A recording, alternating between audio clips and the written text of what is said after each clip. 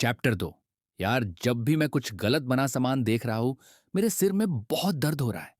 ये बोलते हुए म्यूजिन मार्केट से जा रहा है। कल तक तो सब सही था, फिर आज अचानक से ये ताकत मुझ में कहां से आ गई। ये बोल के म्यूजिन अपने आसपास की चीजें देखने लगता है। किसी भी खराब या सस्ते सामान को देखकर उसके सर का दर्द और बढ़ जाता है।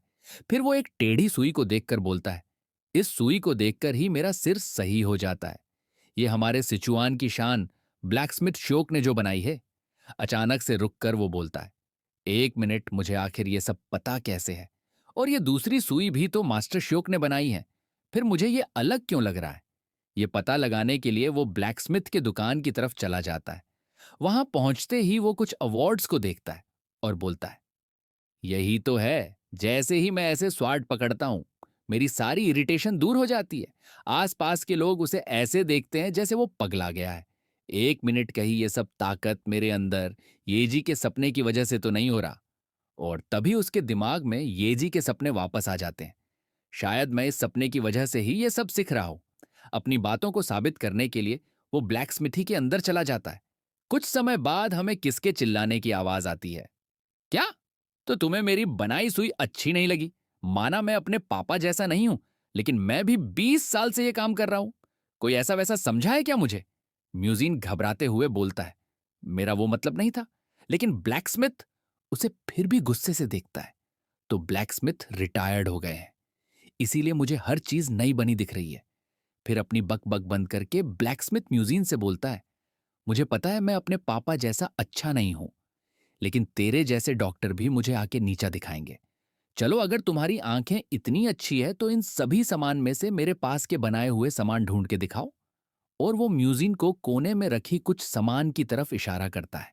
लेकिन अगले ही पल म्यूजिन अपने साथ कुछ स्वॉर्ड लेके आ जाता है। ये देख के ब्लैकस्मिथ बड़ा शॉक हो जाता है। भाई, इसने इतनी जल्दी मेरे पापा के बनाए हुए औजार पहचान भी लिए। आंखों की जवाब देनी पड़ेगी तुम्हारी। लोग अक्सर इनके सिंपल डिजाइन के वजह से इन्हें नजरअंदाज कर देते हैं। मुझे सोचता है, अगर मेन फेल हो जाता तो ये मेरा मजाक बनाना चाहता था। चलो, इस बहाने मुझे ये तो पता चल गया कि मेरे सपने बस सपने नहीं थे। मुझे तो लगा था कि तुम कोई नखरे करने वाले कस्टमर वो, लेकिन तुमने मेरे पापा की बनाई सभी औजार ढूंढ ली है। तो तुम मेरे काम से तो खुश होगे नहीं, चाहे मैं कितना भी सामान बना लूं। फिर ब्लैकस्मिथ एक हथौड़ा उठाता है और बोलता है, इसका सिर्फ एक ही इलाज है, तुम्हें खुद ही कुछ बनाना पड़ेगा। म्यूजीन ये सुन के शॉक हो जाता है। मैं? और जलते हुए आग की तरफ देखता है। मुझको चिढ़ाते हुए ब्लैकस्मिथ बोलता है, अगर तुम्हें लगता है कि तुम नहीं कर सकते तो मैं ही बना देता हूं। ब्लैकस्मिथ को लगता है कि म्यूजिन ये नहीं कर पाएगा। तभी अचानक म्यूजिन बोलता है, चलो ठीक है, आखिर ऐसा मौका दोबारा कहां मिलेगा जहां मैं ब्लैकस्मिथ का काम करूंगा। ऐसा बोलते ही वो अपना काम शुरू कर देता है। म्यूजिन के काम करने के स्पीड को देख ब्लैकस्मिथ बहुत शौक हो जाता है। वहीं म्यूजिन सोचता है, मैंने अपने सपनों की वजह से बोल तो दिया, लेकिन मैं ये कर तो पाऊंगा। फिर लोहे को गर्म करके वो उसे पीटने लगता है। और लोहे को पीटते पीटते उसके चेहरे पर मुस्कुराहट आ जाती है। ये तो काम कर रहा है, ब्लैकस्मिथ हैरानी से बोलता है।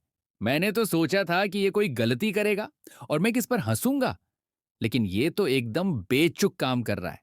एकदम मेरे पापा की तरह, जिसने अपनी पूरी जिंदगी ये काम किया है। फिर उसे म्यूजियम में उसे येजी की स्प्रिट दिखाई देती है। कहीं येजी का पुनर्जन्म तो नहीं है? वहीं म्यूजियम ने लोहे को एक स्वाड़ का आकार दे दिया होता है। आधे बने स्वाड़ को वो जैसे ही नीचे रखता है, शोक जल्दी से आके उसे पाने हाथों में ले लेता है। तभी म्यूजिन बोलता है, ब्लैकस्मिथ, शोक, इसे पिघला दो। शोक को समझ नहीं आता है पिघला दो। म्यूजिन बोलता है, हाँ पिघला दो, मेरा वार्म अप हो गया है, अब मैं सुई बनाने के लिए रेडी हूं। और फिर म्यूजिन सुई बनाने का काम शुरू कर देता है। कुछ समय बाद हम देखते हैं कि म्यूजिन के पापा किसी को सुई चुभा रहे हैं। और वो बंदा बोल रहा है, अरे ये तो बिल्कुल दर्द नहीं दे रहा। साइड में खड़ा बंदा बोलता है, जनरल अटेंडेंट, क्या आप सीरियस हो? ये कैसे दर्द नहीं दे रहा? अगले ही पल वो भी वह बैठ जाता है। अरे मेरे पीठ का दर्द तो बिल्कुल चला गया। तभी वह दूसरा बंदा आ जाता है और बोलता है, अरे इतनी जल्दी कैसे ठीक हो गया? अगले ही पल वो भी वह बैठ जाता है और बोलता है, हाँ यार, ये तो सच में काम करता है। कुछ ही देर में वहां पेशेंट की भीड़ लग जाती है। ओनर सभी म्यूजिन के पापा की तारीफ करते हैं। धीरे धीरे ये बात क्लिनिक से लेकर पूरे मार्केट और मार्केट से लेकर पूरे शहर में फैल जाती है। फिर हम देखते हैं कि दो लोग अपने कंधे पर सामान लेकर कहीं जा रहे हैं और आपस में बातचीत कर रहे हैं। बात करते करते वो एक ढाबे पर पहुंच जाते हैं। अरे तुम्हारे पीठ में दर्द हो रहा है तो तुम्हें तांग फैमिली क्लिनिक जाना चाहिए था। दूसरा बंदा बोलता है, तुम्हें क्या लगा मैंने ट्राई नहीं किया, लाइन कितनी लंबी लगी थी देखी तुमने। वहीं बैठा एक बंदा ये सब सुन रहा होता है। आपस में ही बात चित्त करते हुए दोनों लोग ढाबे में चले जाते हैं और वहां बैठा बंदा अपने स्वॉर्ड को अपने साथ लेके दूसरी तरफ चल देता है। टांग क्लिनिक अभी खुल गई है। प्लीज सभी अपने लाइन में बने रहे और अपने नंबर का इंतजार करें। कोई क्लिनिक के अंदर से बोलता है। तभी क्लिनिक के बाहर से किसी के चिल्लाने की आवाज आती है। अबे तुझे पता भी है मैं कितने टाइम से ये वेट कर रहा हूं। अचानक से कहा, लाइन में भूसा जा रहा है और मुझे इग्नोर मार रहा है। तुझे पता भी है मैं कौन हूं। बाहर क्या हो रहा है ये देखने के लिए म्यूजिन कल क्लिनिक से बाहर आ जाता है, जहां किसी ने एक बंदे को अपने स्वॉर्ड की नोक पर दबा रखा है। ओनर ये वही बंदा है जिसे हमने ढाबे पर देखा था। ये सब होते हुए म्यूजिन देखता है और सोचता है, तो ये मार्शल आर्टिस्ट के बीच का झगड़ा है। तभी स्वॉर्ड वाला बंदा बोलता है, अगर तुम्हें जानना ही है मैं कौन हूं तो अभी बताता हूं। और वो तुरंत दूसरे बंदे पर अपने स्वॉर्ड से हमला कर देता है। खून देखते ही मुजीन तुरंत बीच में कूद पड़ता है और ब्लड को रोकने के लिए उसके चोट वाले जगह को दबाकर रखता है। तभी वो नोटिस करता है कि उसके सीने में कुछ लिखा है, एक्सेंट्रिक डॉक्टर। एक ही स्ट्राइक में इसने बस स्किन को ही डैमेज किया, बिना हड्डी और मसल को नुकसान पहुंचाए। ये तो मार्शल आर्ट मास्टर है। फिर म्यूजीन उस बंदे की तरफ देखता है और सोचता है, मैंने इनका नाम कहीं टैग सुना है। तभी दूसरा बंदा बोलता है, तुम इतने बड़े हो गए लेकिन अभी भी बच्चे जैसे रोते हो।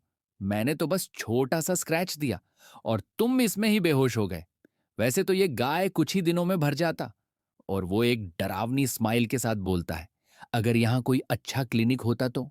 अभी मुझे याद आया ये कौन है, एक्सेंट्रिक डॉक्टर ली चंग।